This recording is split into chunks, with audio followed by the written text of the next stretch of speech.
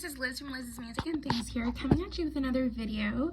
Now, this one is another book review. So recently I just read my first Becka Mack novel, and I have to say, I quite liked this book. I almost feel like, I might be hooked on another author.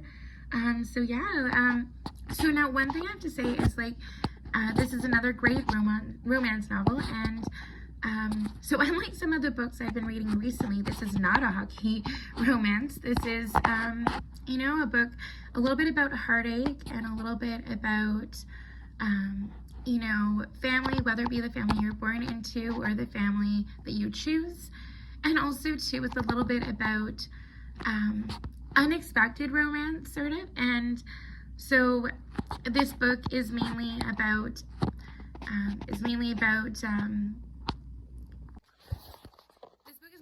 Claire and her best friend Charlie, and also, so in this book, Claire ends up, being cheated on by her boyfriend Aaron, and then she goes out to the club with her best friend Charlie, and, unbeknownst to her, she ends up meeting this really amazing guy, who she doesn't want to know his name. She dances with him, talks to him, makes out with him at the bar, but then, she doesn't think it'll go anywhere, and she feels like she's just not in a state to move on yet. She just had her heart broken, but fate has something else in mind.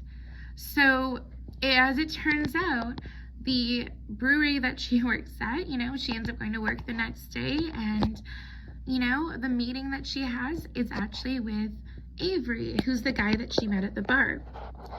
So, yeah, needless to say, he was really hoping and praying that he could somehow meet her again, but didn't know if and when he would ever meet her again. But as I said, fate definitely had other plans, and so they end up meeting at the brewery that Claire worked at. The brewery that she works at is actually run by her best friend Charlie and her brother Dex, and so surprisingly she ends up having the meeting with Avery, and then as they're working together and that, they end up falling for each other, and every step of the way Claire fights it. Claire also tries to say no, I'm not ready, I can't do this, and then she realizes, oh my gosh, whether I want to or not, I've already fallen for this guy, and that's such is life, and I need to fess up to it and realize that yes, I do love this guy. And so then as well, throughout the novel, you end up meeting Claire's dad, Gavin, and you find out as well that he was a 2-time cancer survivor, and her mom had also had cancer. She'd had ovarian cancer, and she died when Claire was young, around when she was 19 or 20. So, Claire's been worried that her dad might be sick again, but she says that the doctors have been sloughing it off, but unbeknownst to her, her dad really did have a return to the cancer, but just the doctors didn't want to tell her because her dad specifically said that he didn't want anyone to know yet, right? So what ends up happening is that, they go to spend time with Claire's dad, and at his house, and she ends at one point when she was back home to Toronto, which is where the majority of the novel takes place, is in Toronto, Ontario, Canada, and that's actually one thing I loved about this novel too, being from Ontario, Canada. Seeing Toronto and Muskoka and things like that in the novel, it always makes me so happy when I end up reading something that I can definitely relate to, that I've been there and that kind of thing. And yeah, so definitely that was really amazing. And through it all, Avery was there to support Claire through all the ups and downs, and at one point on Claire's birthday weekend, when she was turning 26, she ended up getting sick, and she was given antibiotics. And then, of course, with all their chemistry and how much they were having fun sexually. She'd been on the medication, but still on her birth control, and they were also going bare all the time. So she didn't realize it at the time, but she'd gotten pregnant with Avery, and she was all worried again that he was going to leave her.